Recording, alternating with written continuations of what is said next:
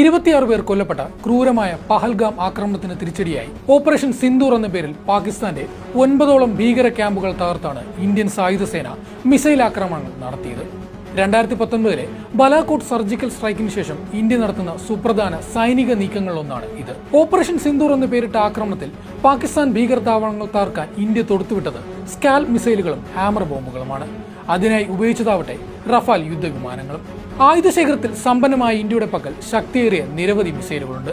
ഇതിൽ വിദേശ നിർമ്മിതമായ സ്കാൽപ് മിസൈലാണ് പാകിസ്ഥാനിലെ ഭീകര കേന്ദ്രങ്ങളെ ഉന്നം വെച്ച് ഇന്ത്യ ഉപയോഗിച്ചത്.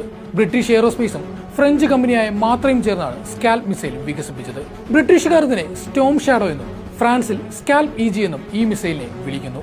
300 കിലോമീറ്റർ ദൂരപരിധിയുള്ള സ്കാൽപ് മിസൈലിന്റെ കൃത്യതയുടെ പിന്നിൽ അതിന്റെ നൂതന നാവിഗേഷൻ സംവിധാനമാണ്. INS, GPS, ടെറൈൻ റഫറൻസിംഗ് എന്നിവയാണ് ഈ മിസൈൽ ഉപയോഗിക്കുന്നത്. രാത്രി സമയത്തും ഏത് കാലാവസ്ഥയിലും ഇതിനെ പ്രവർത്തിപ്പിക്കാൻ കഴിയുമെന്നതാണ് ഇതിന്റെ ഏറ്റവും വലിയ പ്രത്യേകത. ഇതൊരു ഫയർ ആൻഡ് ഫോർഗെറ്റ് മിസൈലാണ്.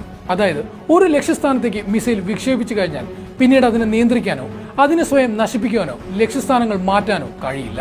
GPS-ഉം ഭൂപ്രദേശത്തിന്റെ മാപ്പും അടിസ്ഥാനമാക്കിയാണ് സ്കാൽപ് ലക്ഷ്യസ്ഥാനത്തേക്ക് കുതിക്കുന്നത്. ലക്ഷ്യസ്ഥാനത്തോട് അടുക്കുമ്പോൾ മിസൈലിലെ ഇൻഫ്രാറെഡ് ക്യാമറ പ്രവർത്തിക്കുകയും ലക്ഷ്യസ്ഥാനം കൃത്യമായി തിരിച്ചറിയുകയും അത് തകർക്കുകയും ചെയ്യും. അടുത്തതായി ഇന്ത്യ ഉപയോഗിച്ച ആയുധം ഹാമർ ബോംബുകളാണ്. ആകാശത്ത് നിന്ന് ഭൂമിയിലെ ലക്ഷ്യസ്ഥാനങ്ങളിലേക്ക് തൊടുക്കാവുന്ന ഫ്രാൻസ് വികസിപ്പിച്ച അത്യാധുനിക ആയുധമാണ് ഹാമർ ബോംബുകൾ.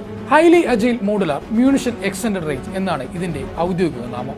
എയർ ടു ഗ്രൗണ്ട് യുദ്ധോപകരണമായ ഹാമർ 125 കിലോഗ്രാം മുതൽ 1000 കിലോഗ്രാം വരെ ഭാരമുള്ള സാധാരണ ബോംബുകൾ ഘടിപ്പിക്കാവുന്ന ഒരു modular കിറ്റാണ്.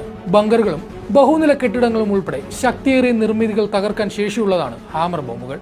Lashkar A Taiba, Jaish E Muhammad പോലുള്ള ഭീകര സംഘടനകളുടെ കേന്ദ്രങ്ങളെ ലക്ഷ്യമാക്കി ഹാമർ ഉപയോഗിച്ചതിനുള്ള കാരണവും അതുതന്നെ.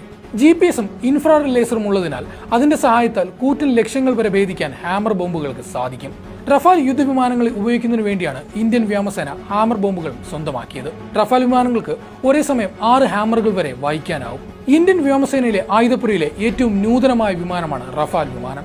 9.3 ടൺ ആയുധങ്ങൾ വഹിക്കാനുള്ള ശേഷി, air to air, air to ground മിസൈലുകൾ വഹിക്കാനുള്ള ശേഷി, ആണവ മിസൈലുകൾ കൊണ്ടുള്ള ആക്രമണത്തിലുള്ള ശേഷി, അത്യാധുനിക റഡാർ സംവിധാനം, ശത്രുസേനയുടെ റഡാർ നിശ്ചലമാക്കാനുള്ള സംവിധാനം, ലഡാക്ക് പോലെ ഉയർന്ന മേഖലകളിൽ നിന്ന് ടേക്ക് ഓഫ് ചെയ്യുന്നതിനുള്ള എഞ്ചിൻ കരുത്ത്, ആക്രമിക്കുന്ന ശത്രു മിസൈലുകളെ വഴിതിരിച്ചു വിടാനുള്ള കഴിവ് എന്നിവയൊക്കെ റഫാലിന്റെ പ്രത്യേകതയാണ്.